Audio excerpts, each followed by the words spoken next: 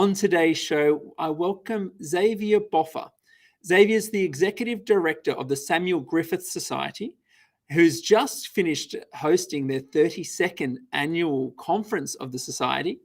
He's also a former president of the National Liberal Students Federation and a former advisor to the Victorian Shadow Attorney General. Xavier, welcome to the CIS. Thanks, Glenn. It's great to be on the show. Look, to kick us off, Xavier, tell us a little bit about the work of the Samuel Griffith Society and what contribution it makes to the debate on issues. Well, Glenn, the Samuel Griffith Society has existed for 30 years. We just celebrated, as you mentioned, our 30th anniversary conference in Sydney. It's actually our 32nd conference, but as was mentioned on the weekend, not fake news. We had a couple of years where there were two conferences. But what the Society focuses on are two primary issues: constitutional issues and broader legal issues. Our mission is to uphold and defend the Constitution, to promote its virtues, to educate people about the virtues of federalism, the federal system, and the safeguards in our Constitution. So, and why are those issues? I mean, they seem very kind of high level, right? So, the Constitution, federation, these seem very disconnected from daily lives and everyday interactions that people have, with the legal system or with, the economy, society, and so on. What makes the work fundamental to the lives of ordinary citizens? Well, you're right, Glenn. It can seem quite academic, the sort of constitutional matters that we deal with, but I assure you they do have a constant impact on everyday life. And I think that has been made entirely clear by the last 2 years of the COVID pandemic. Looking at issues like whether states can unilaterally close their borders to interstate travellers, for instance, or looking at the limits on the power of parliaments and governments to make sweeping laws governing everyday life. Those are all issues that fundamentally come back to the powers outlined in the Constitution. So I suppose, I think COVID is a really good time to be re-looking at and re-examining some of those issues, isn't it? Because, I mean, so much of our focus has been upon people like chief health officers and other individuals that have played, obviously, an elevated role through handling the public health crisis. But there's also questions around executive accountability, questions around what role and justification can be grounded for some of the decision making and justification.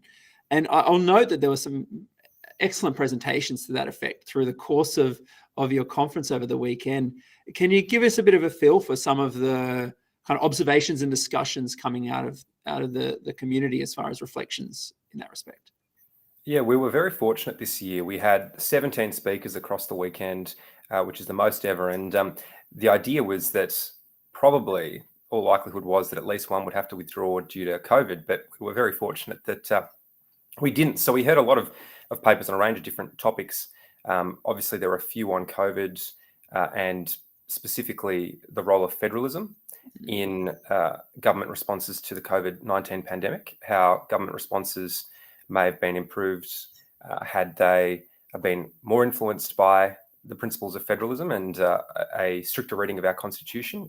Anne Toomey gave a very interesting paper on the issue of border closures, the Palmer case, Section 92 of the Constitution. And it was quite interesting to hear from her that although Palmer lost his challenge to WA's laws, she thinks that a range of COVID measures, not just border measures, but also public health measures at the state level in other states, were they to be challenged, might not survive. And her opinion was that if she was in state government, she'd be looking very closely at those issues and fixing things up. So that was quite interesting. But also we heard a paper from Dr. Yanina Bowie, who spoke about delegated legislation. And I think that's another really important area. It's for your viewers who may not be familiar with the legal jargon. That's when parliaments give authority, they delegate authority to public servants, to bureaucrats, to make rules that are effectively enforced like laws. But they don't go through the normal parliamentary procedure. They're not debated in Parliament in the public view. They're just made, if you will, in a back room by bureaucrats and then enforced with the same force as laws. And she raised some really interesting and important issues about the rise of delegated legislation and why we need to be careful about engaging in too much delegated lawmaking. And is the point out of that issues like mandates and health orders, restrictions on freedom of movement and so on, were not necessarily made by the minister themselves, or would that be a fair assessment of that? 100%. That's quite right. So it's when we are giving chief health officers, for instance, or other bureaucrats who are not elected, they're not accountable in the same way as politicians are to the public. When we're giving them the power to make laws or rules that mean that, for instance, I'm from Melbourne, that you might be locked in your home for 22 or 23 hours a day, locked in a 5-kilometre radius from your home, curfews, restrictions on you can go, who can go, and when, all these sorts of issues that really impinged upon people's liberties, but weren't subject to the usual debate and scrutiny in Parliament. I mean, is another case of this, Pat, I suppose, that issue about, from an immigration perspective as well, the inability to leave your own country. I mean, that seemed like an extraordinary measure. Is that sort of without precedent? Well, I wouldn't say it's totally without precedent. We do have some examples of similar sorts of decisions about 100 years ago with the Spanish flu, but certainly they are abnormal, and they are measures that should not be entered into lightly, I think. And I think that most people would agree that although they might have been necessary in a given public health context, it's better and more proper that those decisions be made by elected representatives who are accountable for their decisions, and in a way that's transparent and able to be subject to proper public scrutiny.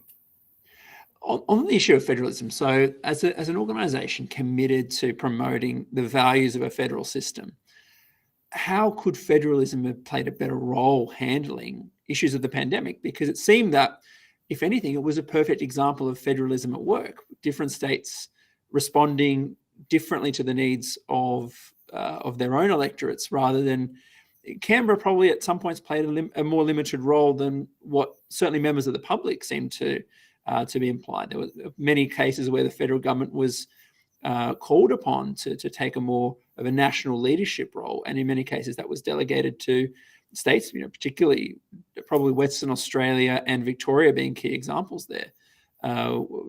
Was it not a reflection of federalism at work? Well, I think it was actually a reflection of some of the positive elements of federalism. I think there are 2 points I'd want to touch on there. The first is, as you mentioned, that state premiers were a little more responsive to the needs of their own particular constituencies than perhaps a national figure might have been. And we saw, I think, a bit of policy federalism at work because we saw, as restrictions were easing, different states almost competing to be the ones that opened up first or opened up in a bigger and more meaningful way first. And I think, that sort of competitive federalism in the policy space is really important because it creates I suppose, a driving force for responsiveness to the needs of the electorate. So I think that's the first thing. The second thing, I think, is just in terms of containing some of the worst excesses of the response to COVID. I think that and I might be biased as a Victorian, but if you look at what we had here, or maybe what happened in other states, that you might not want replicated at a national level. I think having effectively 8 different governments making rules meant that you didn't have one national government imposing a whole host of very strict and draconian measures upon the whole population. Because I think people saw, for instance, what happened in Melbourne, and other states said, look, we don't want to ever end up in a situation where we have people under curfew and locked in their homes for 23 hours a day or 22 hours a day. So I think those were both benefits of our federal system that I think people might overlook, because you're right. A lot of people have said, wouldn't have been better if the Morrison government just took over the whole response and stopped state governments from doing this or doing that. But I think you've also got to think about the other side of the coin. What if Daniel Andrews was the Prime Minister? And what if he had decided that the whole country should be under curfew? And for those of us that are joining us live, a reminder to flick through your questions so that we can get to those through the course of the conversation. Xavier, as far as the work that you're doing, why is it that the work is so fundamental right now? Is Australia is a country that's blessed. You know, we tend to have quite high levels of social cohesion compared to the rest of the world. Our economy is strong. Is there a crisis, or are there issues emerging within the constitutional and legal underpinnings that we should be aware of? I mean, our position would be that Australia's good fortune is due in no small part to our strong constitutional underpinning and that legal framework. And that's why, first and foremost, the Society's mission is to defend the Constitution and defend our system of government. I don't think we would have had 30 years of essentially uninterrupted economic growth and prosperity if we didn't have the rule of law, if we didn't have the separation of powers, if we didn't have these central foundations upon which everything in our society can be built. You know, you can't have commerce without a legal system or without the rule of law. And so I think that first and foremost, that's where the Society wants to have impact, is not in agitating for change necessarily, but protecting the situation and the Constitution that we have, because there are always those who want to radically change our way of life. Even only a few weeks ago, the Republican movement released a proposal to engage in radical and wholesale change to the Constitution. And we say, look, the system is working well. So if it's working well and there's no strong case for change, then don't change it. Well, wouldn't the upshot be that if it's worked, it may have worked well in the past, but would not an alternative form potentially work better than constitutional monarchy is working? How do you respond to that? Well, I think the ones that are making that claim are the ones that need to provide the evidence to support it. So, although we certainly would say there are elements of our system that could be improved, I mean, we don't think that the current state of affairs, certainly I don't think the current state of affairs is entirely reflective of what was intended by our founders. And there are serious issues that we look at, like the vertical fiscal imbalance between the Commonwealth and the states, for instance, or the policy of horizontal fiscal equalisation in the distribution of the GST. So there are some issues there around federalism in fiscal policy that we are concerned with and would like to see improved. But overall, I think the system works very well. We have a strong legal system. We have a separation of powers. And although there are certain issues around the edges that could do with some tinkering, I think it's really incumbent on those who are calling for change to actually make the case for that. And I just haven't seen anything close to a strong case. Look, let's touch on some of those things that we might consider to be threats and developments of recent years. Let's pick one that's a bit controversial. Now, we're touching on here the federal court. Now, does government have a duty to protect young people from climate change? Well, Glenn, it's a very interesting and topical issue.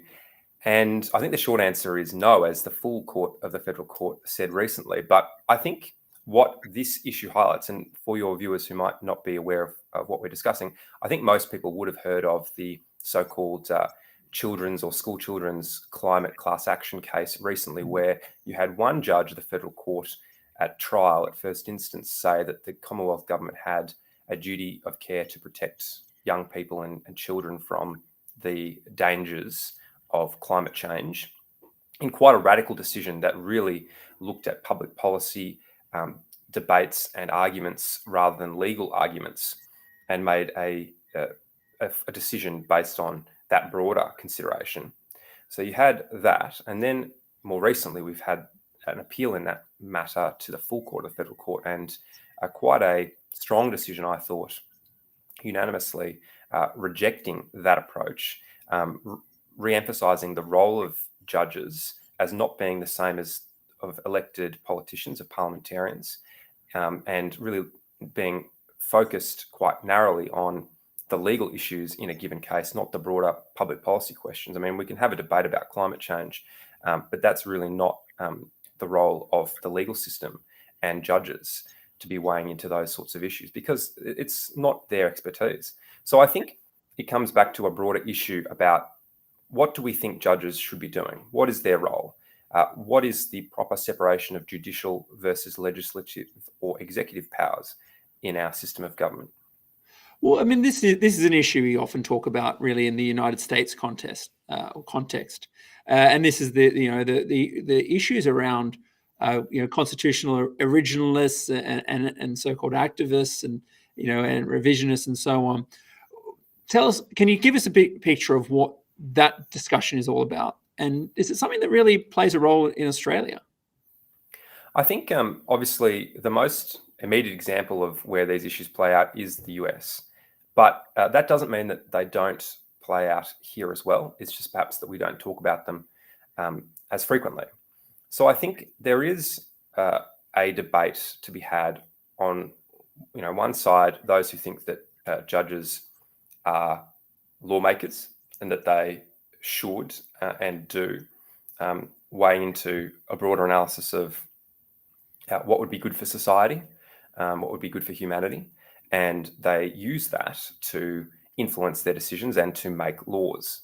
And on the other hand, there are those like the society that would say that the judge's role is to look at the law as written and intended and to apply it, interpret it and apply it as parliaments, who are the elected representatives chosen to make the laws on the behalf of the people, have decided it should be interpreted. So I think that's the debate, and it does play out all the time in important issues. I mean, at the moment, you have the debate in the United States about Roe v. Wade, and that has obviously huge ramifications for, on one hand, women's access to abortion, and on the other hand, the right of states to make laws relating to abortion at their own level rather than having a single national approach. So that's a hugely consequential issue for thousands, hundreds of thousands, millions of women, and also of unborn children. And so to take, one position might be that with its capacity, the Supreme Court should be making decisions that are in the best interests of the people serving, in particular women, but of course, more broad as well. But there's an obligation upon members of the Supreme Court to ensure that the decisions are made in the best interests of the population. How could it be that given the opportunity, how could a member of the Supreme Court make a decision that potentially could harm members of the population? Well, I think the important thing to note there, although that might seem like a very compelling argument, and I can see some merit in why people would think that way, the important thing to remember is that a lot of these issues that appear before the court are the most hotly contested issues in our society. And so there's not one clear answer of what's right and wrong or what's good in a given context, because there's a debate. There are other issues where the debate has been long settled, and the law as a result is more settled. But for a lot of these issues, it's hotly contested still. And so it's really a question of what is the best forum for having that contest of ideas, having that debate. And with greatest respect to our judges, who are all very qualified and intelligent people, they're not subject to the same accountability as politicians are, because they're not elected. And there's good reason for that. It preserves judicial independence, but it also means that in terms of, as I say, a forum, I would say that Parliament is the better forum because our politicians can be held accountable. If they make a decision that the people disagree with, they can be voted out. And we have regular elections giving that opportunity, whereas a judge has got effectively a life tenure up to retirement age. And so they can't be replaced. And if they make a decision that's wrong, it's not in keeping with what the public feels is right, then there's no recourse. Mm. Is there a sense that an increasing number of those entering the legal profession would be considered to be more active or interpretivist around the contents of law, and is that something that we should be concerned about? I think it is something we should be concerned about. I think that there has traditionally been a fairly clear separation between politics and the legal system. And I think that's something that we need to preserve. Although a lot of lawyers might consider themselves to be, on the same level as politicians, if you want to make laws about contentious issues and you want to have a role in that debate, then you should put yourself forward for election. You should subject yourself to the same scrutiny that other lawmakers are subjected to. Because although I think most Australians, if not all Australians, could name the Prime Minister and the opposition leader, I doubt that many could name the judges on the High Court, let alone judges on the Federal Court or on state Supreme Courts. Because, and as I said before, with good reason, those people are not subject to the same level of public scrutiny as are politicians. And that's important to protect the independence of the judiciary. But hand in hand with that judicial independence goes the separation of powers and parliamentary supremacy. Mm. And I mean, there's other cases, I suppose, prominent cases here in Australia that probably members of the public would follow through the news, but probably don't have a fuller understanding of really the kind of underlying meanings from a constitutional and legal perspective. Perhaps one was probably the Love case. It's probably a good example of that obviously people would have followed a little bit, but if you can give us, the quick digest of what the case found and why it found in the way it did, and what the kind of implications are, because it's something that does seem to impact upon, of course, a broader spectrum of the population. Yeah, it was a very consequential case, and in fact, it's currently under challenge, and the High Court is, I think, soon to make a decision about that challenge.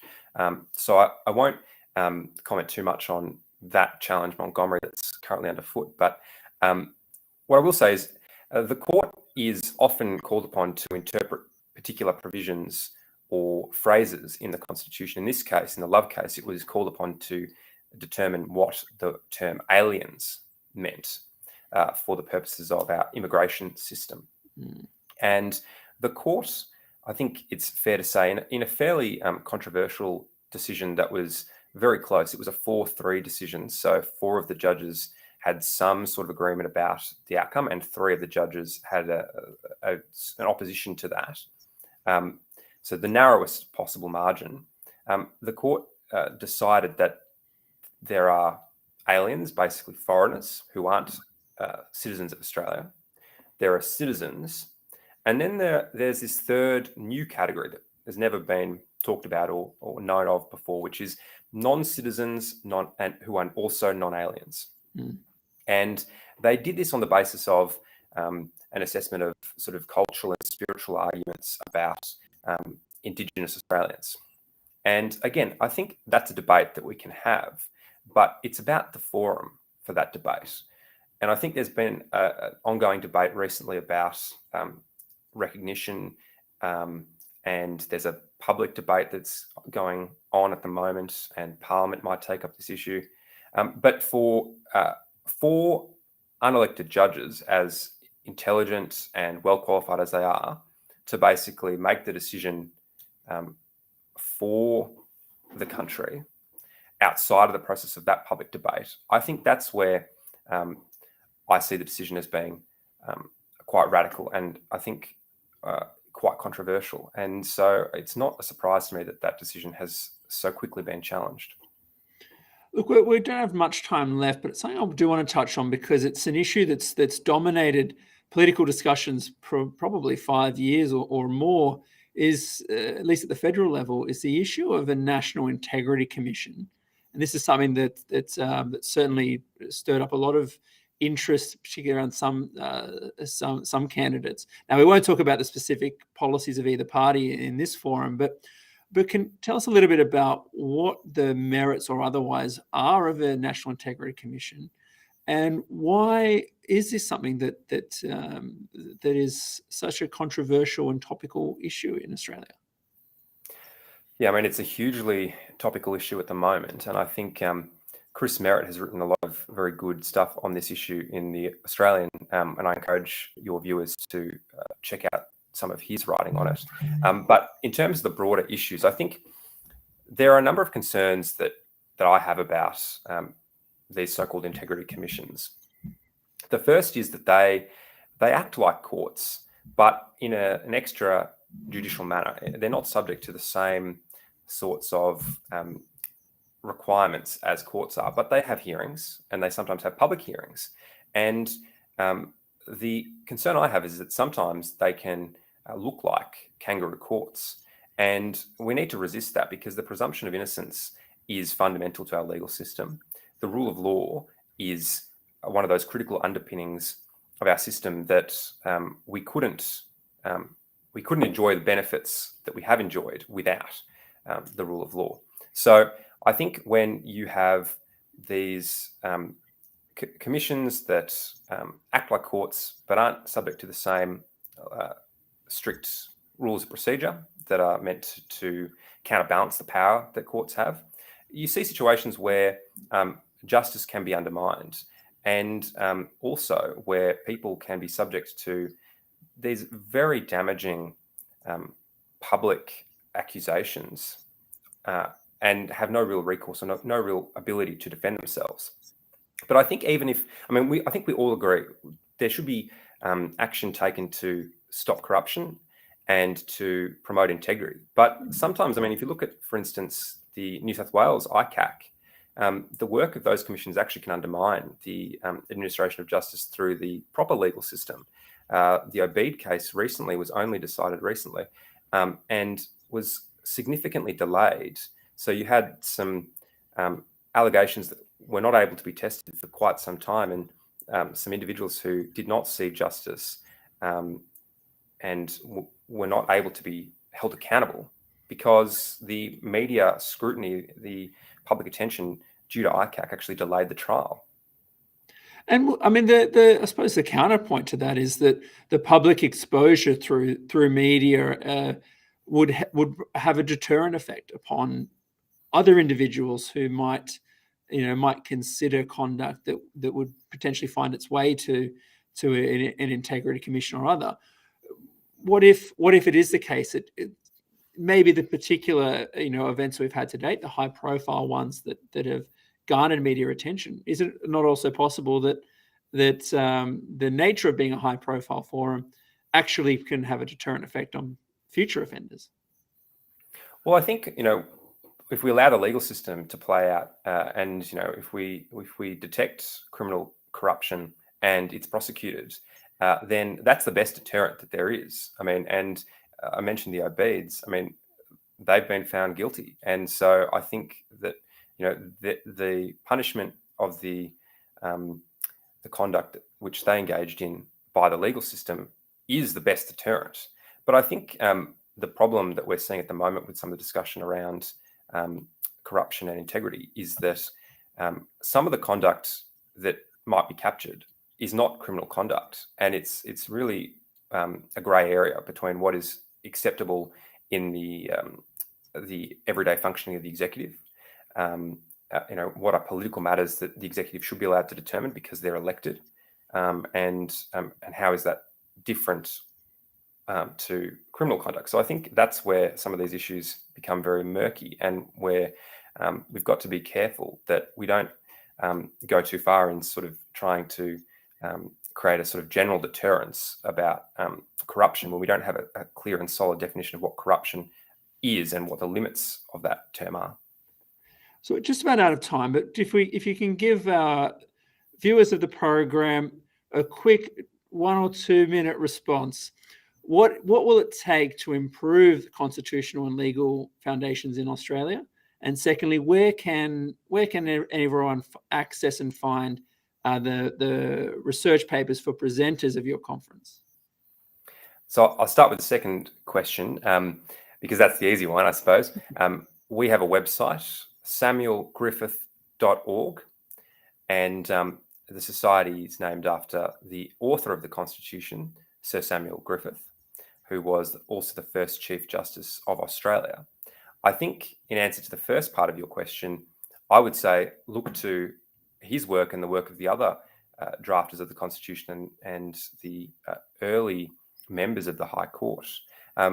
Really, I would encourage our lawmakers and our judges to return to those original underpinnings of the system, what the Constitution was intended to mean, the limits it was intended to place upon power, both of politicians, governments, and also of judges, and to look at the federal compact between the people of Australia in adopting the Constitution and voting to federate, and their political representatives. Xavier, a lot covered in the last half hour. Obviously, plenty more that could be talked to as well. But we'd like to thank you for being part of On Liberty. Thanks very much, Glenn. It's been a privilege to join you. And that was episode 89 of On Liberty. Up next week, your regular host Salvatore Babonis is back in the chair, and he'll be joined by academic Bob Cately. We look forward to seeing you next time for that episode and future events here at CIS. Bye for now.